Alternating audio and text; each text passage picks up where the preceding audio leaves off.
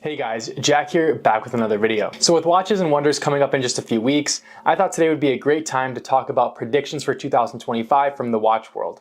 Now more specific to today's topic, we're going to be looking at Rolex specifically, and I want to present to you guys 3 different predictions from Rolex in 2025. So as you'll see in a minute, these predictions are really based on some anniversaries from Rolex, as well as some sort of trends that I'm seeing in the watch world that I'd like Rolex to follow suit with.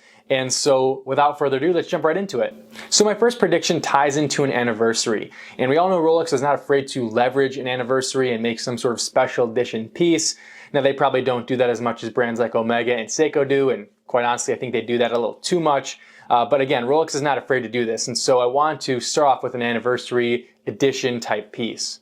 And that would be looking at the Rolex Explorer as it's celebrating its 70th birthday. My prediction on this one is that they're finally going to make a white dial Rolex Explorer. Now this is a prediction I made a couple of years ago, but I wanted to double down on it here today because I really do think the 70th anniversary is a great time to pull this thing out. Now beyond a white dial Rolex Explorer just being a very clean looking watch, at least in theory, this also does have some origins tied into the actual watch itself.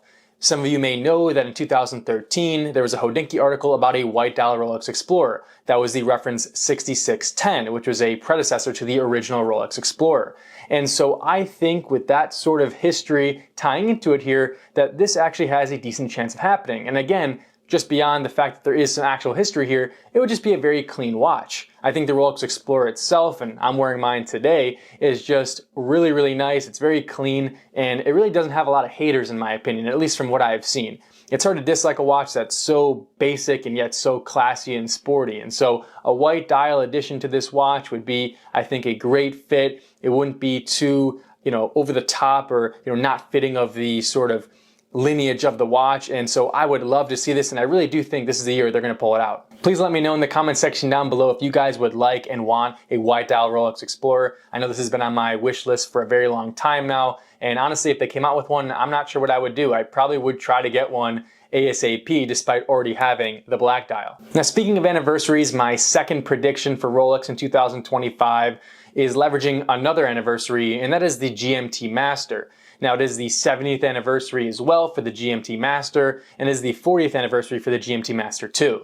My prediction on this one is they'll go back to a trope that they've used in the past, and that is using platinum for anniversary edition watches. And so I believe they'll make some sort of special edition Rolex GMT Master II in platinum. Now I do think there's also a possibility that they use titanium, as they've been using that on some other models recently, and that is a trend within the watch world, so I wouldn't discount that possibility as well. But I guess more of the story is here, I do think they're going to have some sort of different metal on the GMT Master II. I don't think a platinum edition would be very exciting for the average watch fan, as let's just be real here, we're probably not going to ever feel it in the flesh, let alone even buy it.